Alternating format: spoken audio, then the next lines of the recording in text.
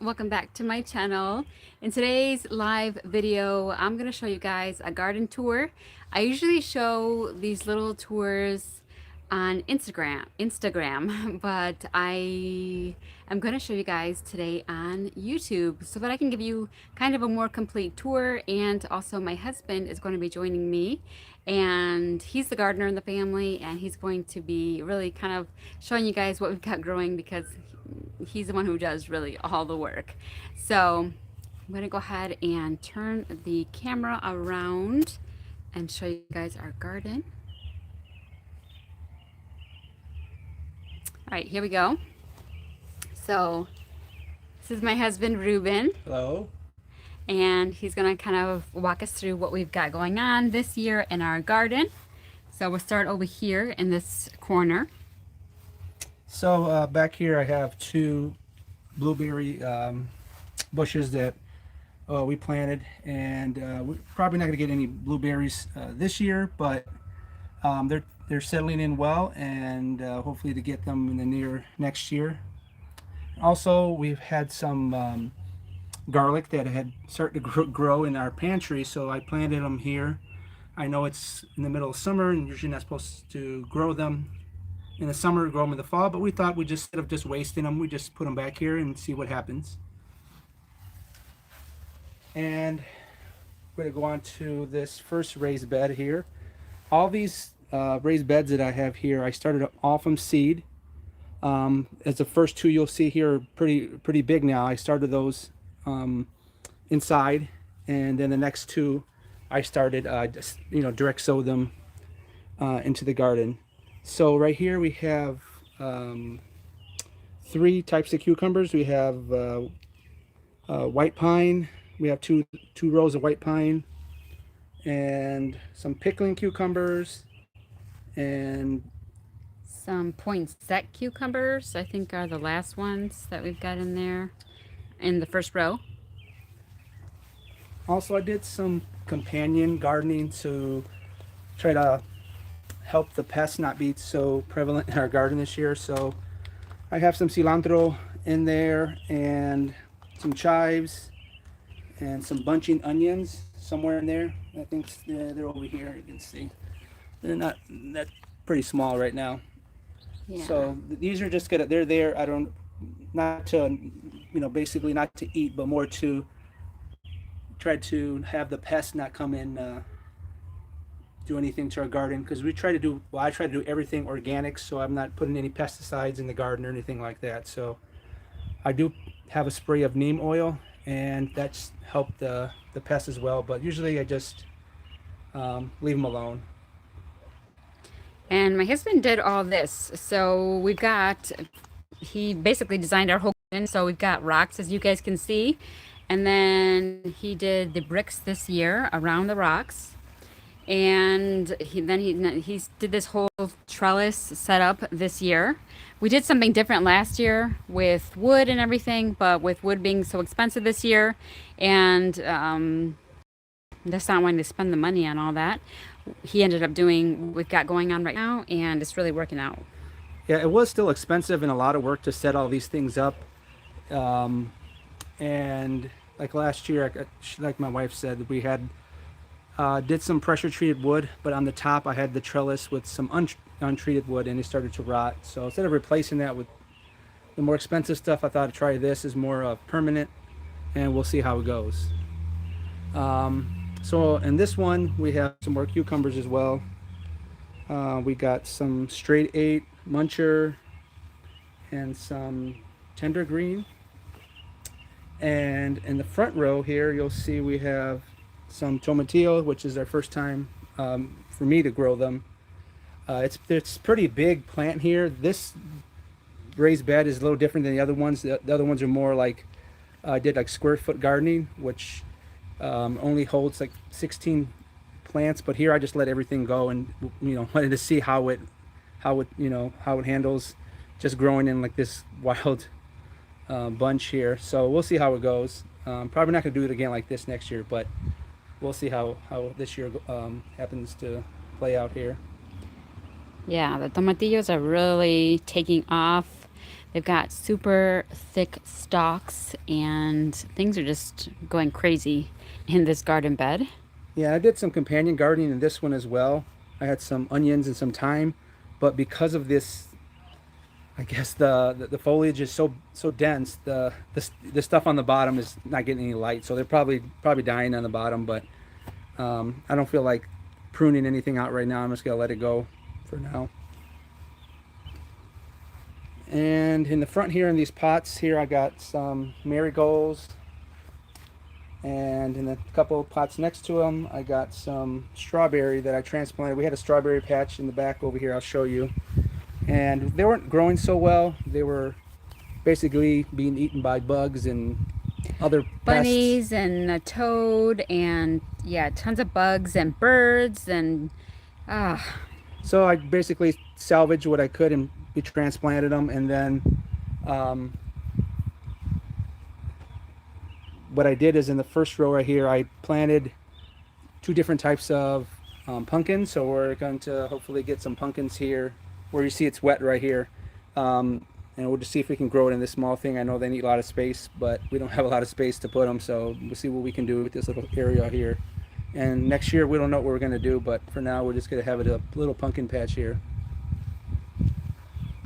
And back to this raised bed here. These ones are going to be the tomato raised beds. So we got the early bird, 2 rows of Roma, and cherry tomatoes, which my wife seems to love more than all the other ones. And these ones I actually direct sowed, so that's why they're a lot smaller and than some of the other plants here. But we have basil here. You can see it growing in between, and basil does really well growing next to tomatoes. I don't know if they smell good when you're just touching the tomato plants. It touches the basil and it makes the garden smell great.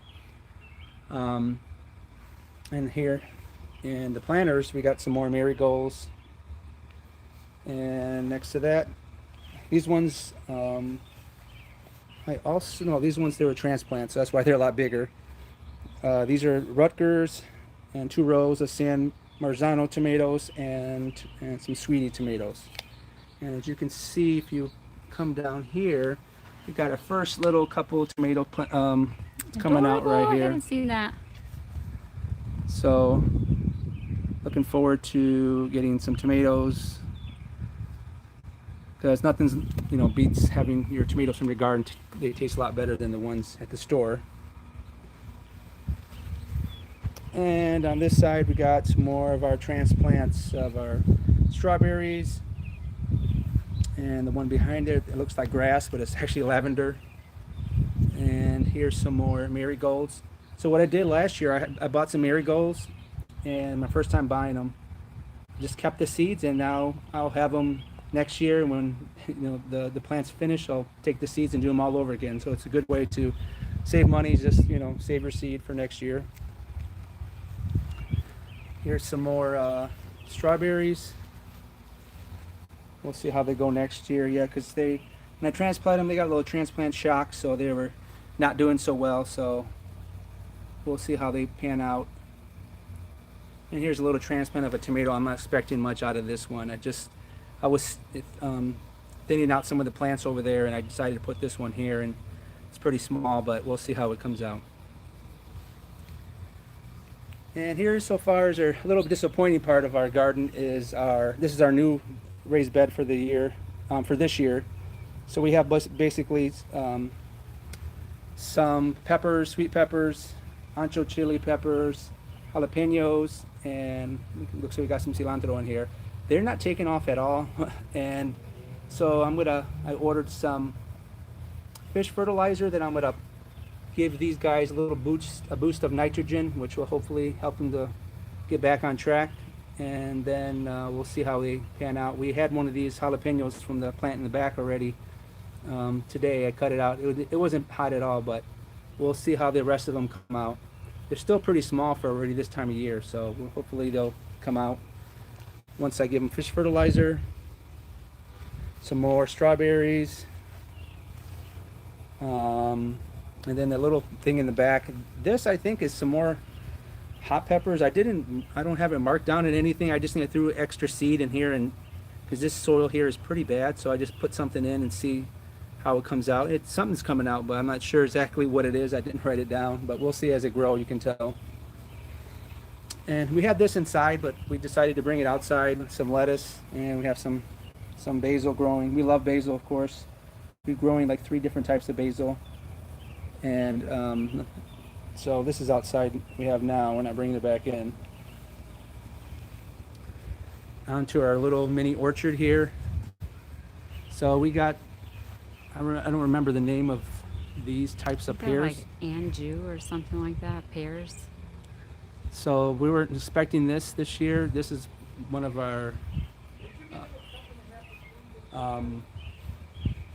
tree that seems not to be doing as well as the other two, but they're still producing some fruit. So we're looking forward to getting some fruit this year.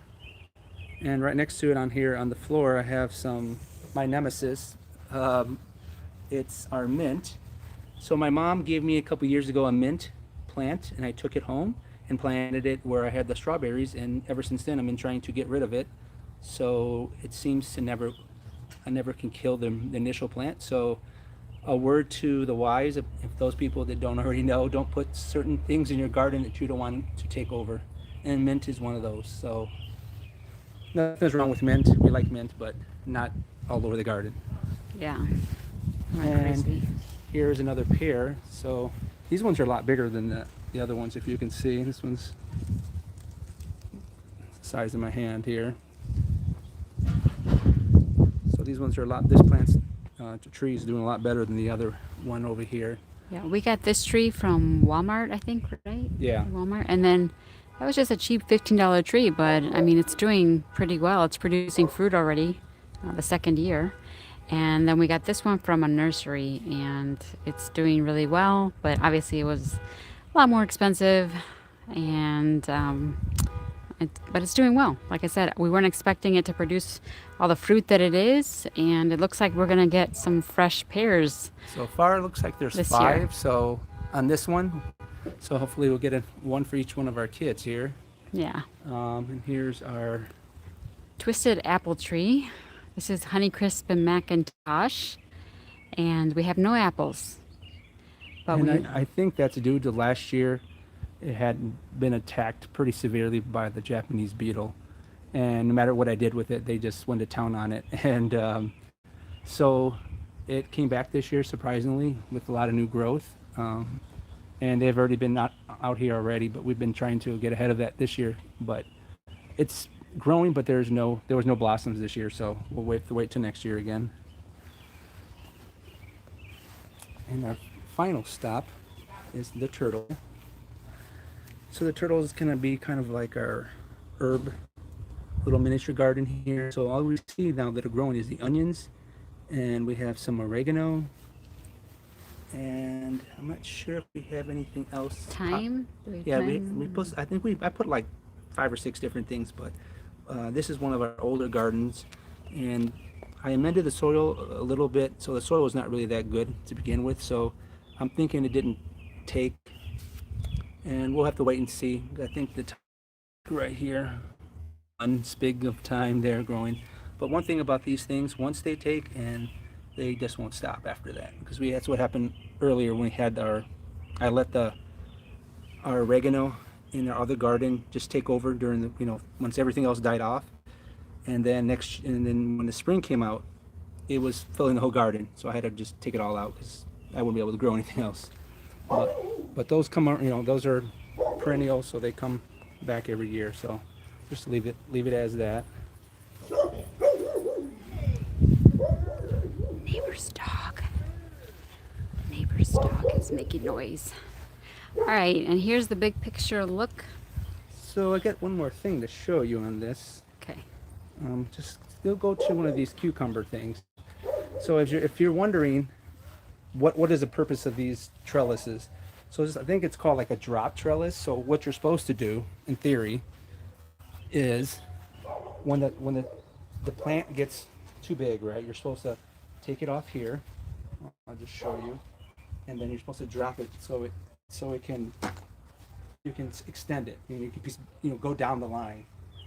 We'll see how last year it did pretty well, but once they get too big, then there's no space to drop them.